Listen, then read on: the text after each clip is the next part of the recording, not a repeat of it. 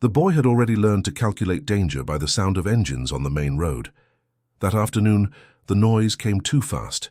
Cars were rushing through the narrow street after a football game ended nearby, and people were shouting at each other from their windows. No one noticed the small, limping puppy trying to cross toward the dumpsters behind the old hardware store. The boy noticed. He had been sitting on the curb, hugging his backpack to hide that it was empty. His stomach hurt from skipping lunch again. He saw the puppy hesitate, dragging one back leg as if it no longer obeyed him. The traffic cleared for a moment. Then a pickup accelerated from the corner without slowing. The boy pushed himself up and ran. His shoes were split on the sides and the laces were torn, but he managed to reach the puppy before the truck passed.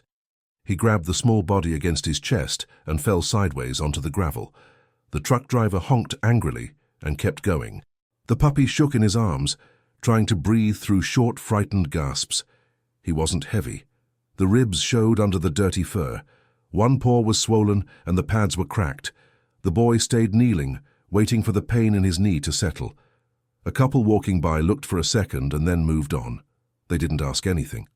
Behind the hardware store, the wind carried a distant motorcycle rumble. People in town recognized that sound, even when they pretended not to. Rumors said the Steel Guardians had been passing more often lately. Some residents whispered that it was because someone from the group had family nearby. Others said they were looking for something lost. The boy only knew that adults grew quiet when those bikes were mentioned. The puppy pressed his nose into the boy's jacket. The trembling eased a little. The boy felt the same sensation he always felt when someone depended on him, fear mixed with a strange warmth. He checked the street again. No one was coming for the dog. No one was coming for him either. He lifted the puppy. The leg didn't hold any weight. The boy knew he couldn't leave him there. He also knew his uncle would be furious if he brought anything home, but walking away felt impossible. The puppy had looked straight at him when the truck passed. It was enough. The engine sounds from far away grew stronger for a moment, then faded again. The boy tightened his grip on the puppy and stood. His knees stung and his palms were scraped, but he forced himself forward. He had no plan, just the instinct to protect something even more fragile than he was. The boy lived with an uncle who worked night shifts and slept through most days. When he wasn't sleeping, he drank. The apartment always smelled of old cigarettes and damp clothes. The boy stayed invisible by leaving early and returning late. Teachers assumed he preferred silence. Neighbors assumed he was shy. No one asked why he always carried the same backpack or why he never ate during breaks. He had learned to manage hunger by drinking water from the outdoor fountain behind the school. Some days a cafeteria worker offered leftovers, but only when her supervisor wasn't around. The boy never asked twice. He had learned that asking made adults angry. A few weeks before the incident with the truck, he first saw the puppy. It was behind the supermarket, chewing a crushed cardboard cup. A group of teenagers had thrown something at him, laughing when he tried to run but couldn't keep balance on his injured leg. The boy chased them away and waited until the puppy stopped trembling. He didn't touch him that day. He only sat down nearby and let the puppy decide whether to come closer. The next afternoon, the puppy appeared again. He moved slowly, as if every step needed permission from the pain in his body. The boy shared a piece of stale bread he had saved. The puppy ate carefully, swallowing fast, watching every movement around him. The boy recognized that behavior. He did the same thing at home. In the following days, they developed a pattern. The boy left school and walked around the supermarket dumpsters, where the puppy usually hid between two crates. They sat together behind the broken fence. Sometimes the boy talked quietly, not expecting the puppy to understand. He only needed to hear his own voice without fear of being yelled at. The puppy listened with wide, tired eyes and stayed close enough for the boy to feel his warmth. The injury on the puppy's hind leg worried him. It had started to swell more. The fur around it was dirty with dried mud. The boy tried cleaning it once with water from a discarded bottle, but the puppy whimpered and curled into himself. When the boy arrived home each night, his uncle rarely looked up. The television filled the room with shouting voices from reality shows and wrestling matches. The boy walked straight to his mattress on the floor and tried to sleep before the uncle woke again. Some nights, the man kicked an empty beer can against the wall until the boy sat up. Other nights he complained about money, about work, about the noise the boy wasn't making. The boy learned that silence didn't protect him from anything. By the time he saved the puppy from the truck, the bond between them had already formed. The puppy followed him despite the injured leg, dragging it slightly, trusting the boy more than he trusted his own movements. The boy didn't know that the dog had once lived in a warm house. He didn't know that a little girl cried every night asking for her missing puppy. He didn't know that her father rode with the Steel Guardians and had been searching for days. He only knew that the puppy needed him, and he needed something to hold on to. The day after pulling the puppy from the road, the boy hid him behind the abandoned shed behind the hardware store. The shed was missing half its roof, but it kept the wind off. He lined a corner with flattened cardboard he had collected from recycling bins. It wasn't much, but the puppy circled twice, lowered himself carefully, and rested his head on the boy's shoe. The boy checked the injured leg. The swelling had spread above the joint. The puppy refused to put weight on it. Every time the boy touched near the wound, the puppy let out a short, breathy sound. Not a bark, not a cry, just a warning of pain. The boy pulled his hand back. He felt the same tightness in his chest he felt when his uncle raised his voice. He hated that the puppy might think he would hurt him. At school the next morning he couldn't focus. His stomach growled loudly during math. A girl across the room glanced at him, then looked away fast. The teacher continued the lecture, unaware. The boy kept thinking about the shed, about stray dogs wandering near the dumpsters, about the threat of rain in the forecast. He felt an urge to run back there, but he forced himself to stay until the final bell. If he missed classes, someone might ask questions. Questions could lead to adults getting involved. That never ended well. When he left school, he walked fast. His legs burned, but he didn't slow down. The moment he reached the shed, he stopped breathing for a second. The cardboard was scattered. Something had knocked over a paint bucket. He crouched and called softly. A rustle came from behind a broken shelf. The puppy limped out and pressed his nose against the boy's knee. Relief washed through the boy like warmth after cold water. He didn't show it. He just sat down and waited for his heartbeat to slow. A neighbor walked by with groceries and glanced at the shed. The boy felt the familiar instinct to shrink, to look smaller, to avoid attention. The neighbor kept walking, muttering something about stray animals. The boy waited until her footsteps faded before relaxing. That evening, the boy tried to bring leftovers for the puppy. His uncle had left a half-finished meal on the table. When the boy reached for it, the uncle slapped his hand away and said he hadn't decided if he was done. The boy stepped back and stayed silent. The uncle scraped the plate into the trash an hour later, then asked why the boy was staring. The boy looked at the floor. He left home without eating. The puppy greeted him with slow tail movements, each wag limited by pain. The boy shared the only thing he had, 2 crackers he had saved from lunch. The puppy chewed them carefully, licking crumbs from the boy's fingers. The routine settled into a pattern: school, shed, home, shed. The boy visited the puppy twice a day. He checked for signs of fever. He checked for bleeding. Each day the leg seemed worse. The puppy avoided using it completely now, moving on 3 legs with awkward determination. On the 3rd evening that week, a group of older teens passed the shed. One of them laughed and tossed a bottle against the side. The puppy bolted behind the crates. The boy felt his own chest tighten. He stayed still until the voices faded. Minutes later, the puppy crawled back out. He nudged the boy's hand and stayed pressed against him. The boy understood the message. The puppy was afraid too. They were afraid together. From the road beyond the hardware store, the sound of motorcycles rose again, not loud, not close, just present. People in town said it had become more frequent. Some said the Steel Guardians were looking for something important. Others said the group didn't leave things unfinished. The boy listened without reacting. He didn't think any of them would ever notice him. He focused on the puppy. The trembling had returned, faint but constant. The boy knew fear that never left. He recognized it in the dog's breathing.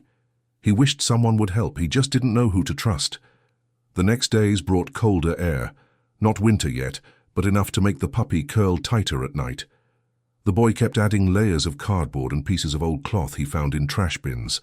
None of it stopped the drafts coming through the broken boards of the shed. The puppy shook more often. Sometimes the boy placed his own jacket over him, pretending he wasn't cold.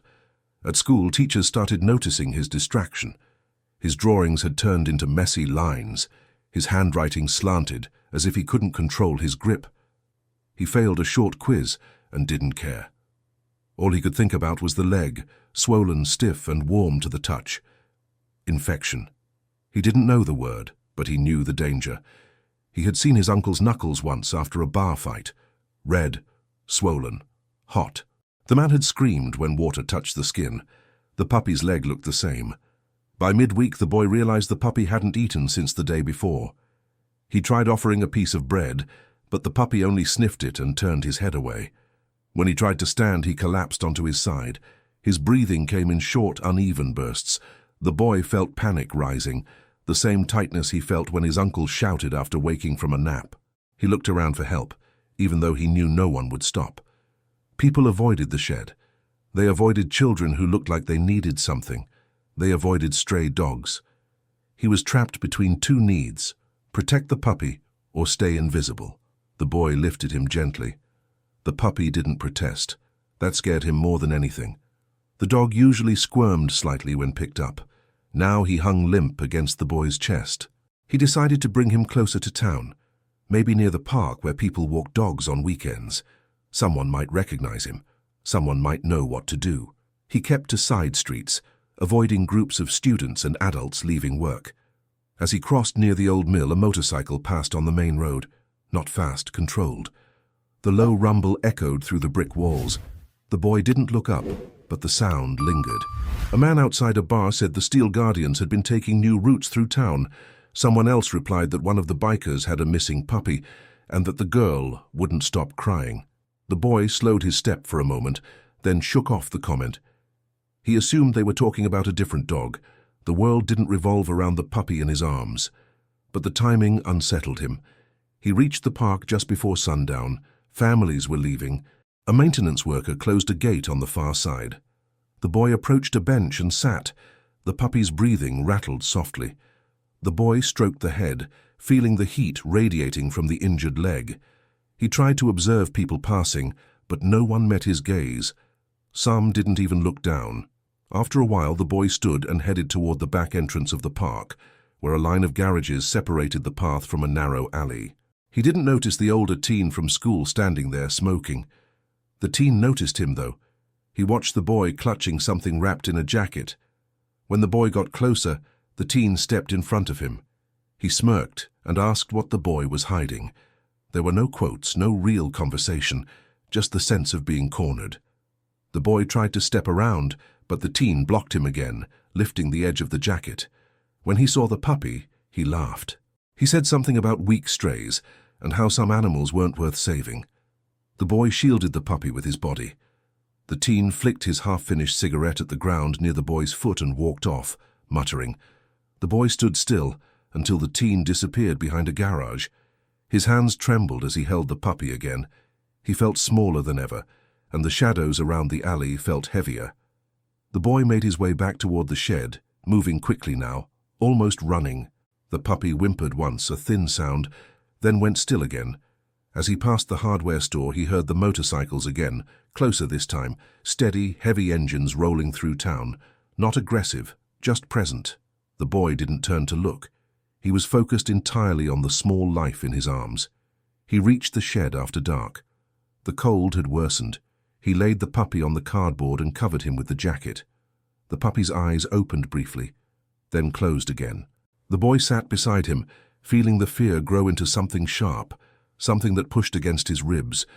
He whispered nothing. He just waited, breathing slow, watching the rise and fall of the puppy's chest. It was uneven now. The breaking point was no longer slow. It was arriving. The next afternoon, the boy left school early. He told the attendance office he didn't feel well. They didn't ask questions. He ran all the way to the shed, slowing only when his lungs started burning. The moment he pushed the door, he froze. The puppy wasn't lying where he had left him. He was trying to stand. His injured leg dragged uselessly, but he pushed forward, sniffing the air, whining with sharp, desperate sounds. The boy knelt beside him. The puppy pressed his face into the boy's hand, shaking uncontrollably. Something had frightened him. The boy looked around. The cardboard was disrupted. A crate had been kicked aside. footprints in the dust, bigger than his. He recognized the tread from the alley behind the park. The teen had come here. The boy lifted the puppy. He felt heat radiating through the jacket. Fever. Too high. Too fast. The puppy's breathing was now rapid, shallow, edged with panic. The boy held him tighter. He couldn't leave him in the shed anymore. He had to get help, even if it meant being noticed. He stepped outside and started toward the main road, heart pounding. Cars moved quickly. People walked with purpose. The boy felt exposed. He held the puppy close to his chest, the way someone protects something fragile from wind. As he crossed near the gas station, the teen from the alley appeared again with two others. They were leaning against a dumpster, bored, looking for trouble. When they noticed the boy, their posture changed. One of them asked what he was hiding now. Another stepped forward, blocking his path. The boy didn't speak. He turned his body sideways, shielding the puppy. The teen reached for the jacket, not expecting resistance. The boy pushed his hand away. It wasn't strong, but it was enough to surprise him. The teen's face twisted. He grabbed the boy's shoulder and shoved him back.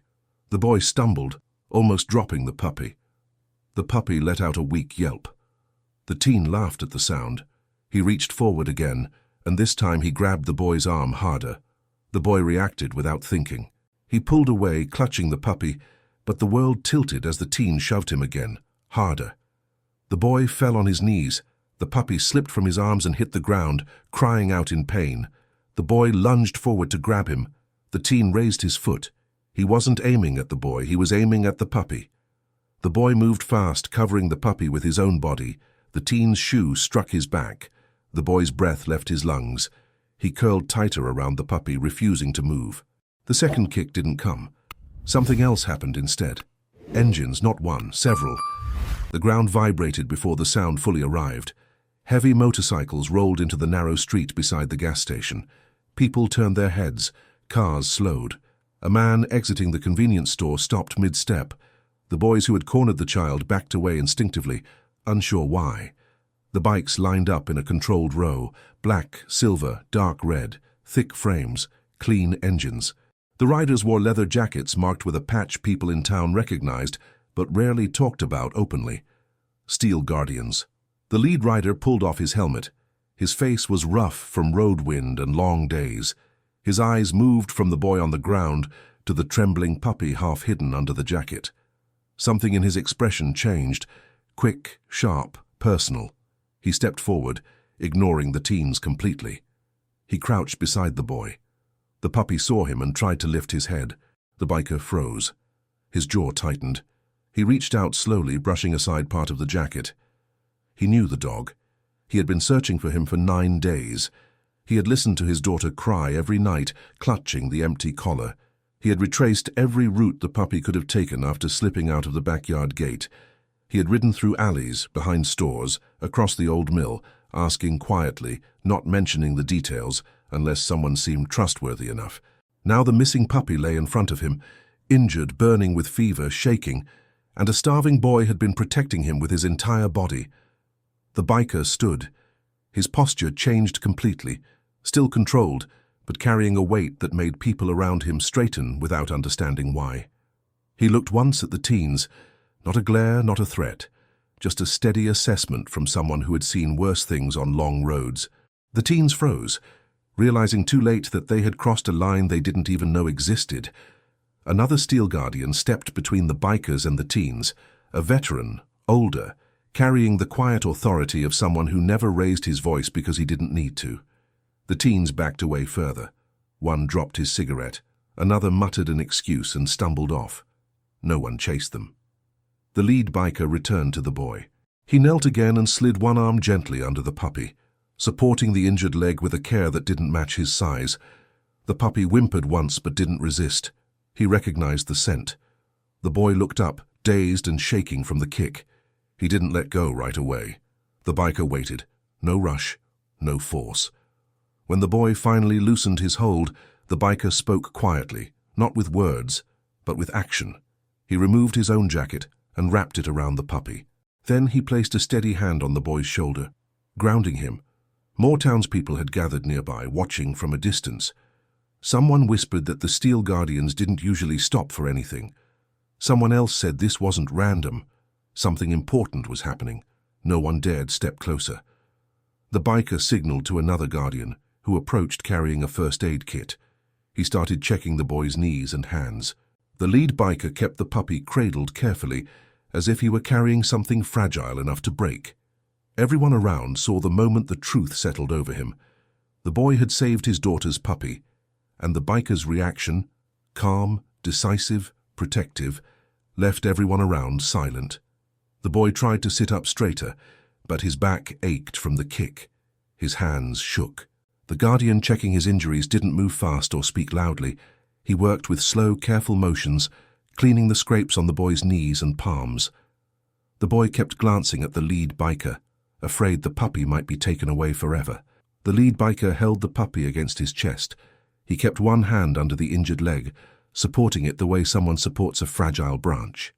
The puppy's breathing was shallow, but steadying. Fever still burned through his small body.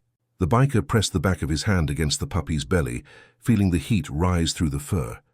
His jaw tightened again. A woman stepped out of the convenience store, holding her phone as if ready to call someone, but she froze when she saw the emblem on the jackets. She lowered the phone. People nearby stayed quiet. No one interrupted. The older Guardian finished cleaning the boy's scrapes. He checked the bruise beginning to form on the boy's back. His eyes hardened, but his hands remained steady. He asked gently if the boy could stand. The boy nodded, even though his legs felt weak. The Guardian helped him up, one hand under his elbow. The lead biker shifted the puppy closer to his chest. The small body sagged into him, exhausted. The biker's face didn't change much, but his shoulders dropped a little, like a weight he had been carrying for days had finally found a place to rest. He looked at the boy again. The child stood unbalanced, arms wrapped around himself because the cold was setting in. The biker asked a question without speaking, just raising his hand slightly, inviting the boy to come closer. The boy hesitated. Adults rarely reached out without anger behind their movements. He stepped forward slowly. The biker lowered himself to one knee so he was at eye level. The boy looked at the puppy, then at the biker. He expected to be scolded, blamed, pushed aside. Instead, the biker adjusted the jacket around the puppy and told the boy, only through steady posture and expression, that he had done something that mattered. Something real. A second Guardian arrived with the small medical bag they kept on their bikes. He checked the puppy's breathing, pressed gently around the infected leg, and whispered something to the lead biker. The lead biker nodded. The dog needed a vet immediately. Infection had spread too far. The boy stepped back, unsure if he was still allowed to be part of this. The older Guardian noticed the fear and moved closer, placing a warm hand on the boy's back, not pushing, not guiding, simply letting him know he wasn't alone. The lead biker stood up. He carried the puppy with both arms, supporting the fragile body with the same care someone gives to their own child. The Guardians formed a loose circle around them, giving space, but also creating a quiet barrier from the curious onlookers. Someone from the crowd finally spoke, asking if help was needed. One of the Guardians shook his head politely. A man asked what had happened. Another Guardian responded with a single dismissive tilt of the head that meant, "Not your concern." The boy followed as they walked toward the bikes. He didn't know if he was supposed to, but no one stopped him.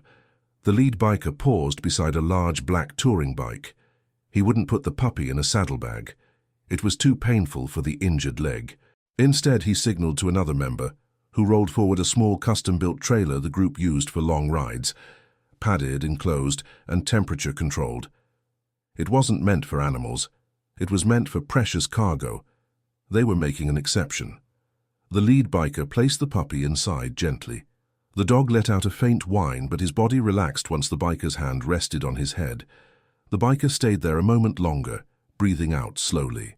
Exhaustion pulled at his features, but something deeper pushed through it, relief mixed with gratitude he didn't know how to express. When he straightened, he looked at the boy again. One Guardian handed the boy a bottle of water and a protein bar. The boy accepted them without speaking. He held the bottle carefully as though it might be taken back. Another Guardian pulled out a small blanket from a storage compartment. He wrapped it around the boy's shoulders, with a deliberation that made it clear the gesture wasn't charity. It was respect. A woman from the crowd stepped forward again, offering to call the police about the teens. The boy stiffened immediately. The lead biker noticed the reaction. He said nothing, but he raised one hand, palm outward, a clear signal that the situation was already being handled. The woman stepped back. The boy looked down at the pavement, waiting for permission to leave. Instead, the lead biker pointed toward the trailer. It wasn't an instruction. It was an invitation. The boy stepped closer. He reached in and touched the puppy's head. The dog didn't open his eyes, but his ears twitched faintly. The boy swallowed hard, then stepped back, unsure what came next. The lead biker spoke quietly to two guardians. They nodded. One straddled his bike, another checked the trailer latch. The engines weren't roaring. They were steady, controlled, ready. Before they left, the lead biker placed a hand on the boy's shoulder. It wasn't a promise. Guardians didn't make promises they couldn't keep. It was a message. The boy would not be forgotten. As the bikes prepared to roll out, the older guardian asked the boy where he lived. The boy hesitated, then looked down the street that led to the run-down apartment building. The guardian followed his gaze and nodded once. He didn't ask questions the boy wasn't ready to answer. He told him, through simple, calm gestures, that he would be taken home safely. The boy walked beside the guardians as they moved. People stepped aside. Cars slowed. No one tried to interrupt. The procession wasn't loud, but it carried weight. The weight of men who didn't abandon their own. Men who didn't ignore suffering when it was right in front of them. The boy had never been escorted anywhere in his life. He had only ever walked alone. Now, for the first time, he wasn't. 2 weeks passed before the boy saw the puppy again. The Steel Guardians had taken him straight to an emergency veterinarian outside town. The infection had been advanced, but treatable. The leg needed careful cleaning, antibiotics, and rest. The vet explained everything to the bikers with slow, measured instructions. They listened without interrupting. The lead biker brought his daughter every day. She sat beside the recovery crate, her hands resting on the blanket, whispering stories the puppy already knew by scent alone. She had cried when her father carried the limp body into the clinic. She cried again when the puppy wagged his tail for the first time after treatment. The boy didn't know any of this at first. He only knew that the guardians visited him twice in the following days. They didn't arrive as a group, just one or two at a time. They checked on his bruises and asked if he was eating. They brought bags with basic groceries, rice, beans, bread, and left them just inside the doorway so his uncle wouldn't complain about visitors stepping too far in. The uncle stayed silent during those moments, not out of respect, out of fear. No one threatened him, no one raised a voice. Their presence alone was enough. The lead biker returned on a cold Thursday evening. He didn't enter the apartment. He waited outside, leaning against his bike. The boy stepped out quickly, pulling his jacket tight around him. The biker handed him a folded card from the veterinarian. Inside was a short note. The puppy was recovering. The boy held the card for a long moment before nodding. Gratitude didn't come easily. He wasn't used to it. The biker placed a hand on the boy's shoulder and squeezed lightly. Then he rode off. A few days later, one of the guardians picked the boy up after school. The boy didn't ask where they were going. He simply held the sides of the jacket as the bike moved through familiar streets. They stopped at the small clinic with faded paint and clean windows. The boy's chest tightened as he followed the guardian inside. The puppy was lying on a padded bed, wearing a soft bandage around the hind leg. He lifted his head as soon as he sensed the boy. His tail thumped twice, slow but sure. The boy knelt beside the bed and pressed his forehead gently against the puppy's. The lead biker's daughter sat on a chair nearby.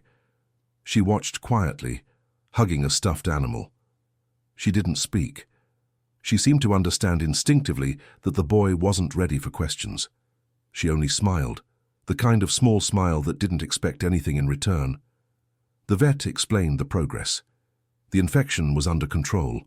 The leg would heal, though the puppy might limp for a long time. The boy listened carefully, nodding at each detail. The puppy fell asleep with his head resting on the boy's hand. The guardians gave the boy time. No rush, no pressure. When it was time to leave, the daughter asked her father something quietly. He nodded. She walked to the boy and held out the puppy's spare collar. It was small, purple, worn from months of use. She placed it in his hands with the same seriousness adults use when signing important documents. The boy looked at the collar, then at her. She wasn't giving the dog away. She was sharing something that mattered, something that meant he wouldn't be forgotten.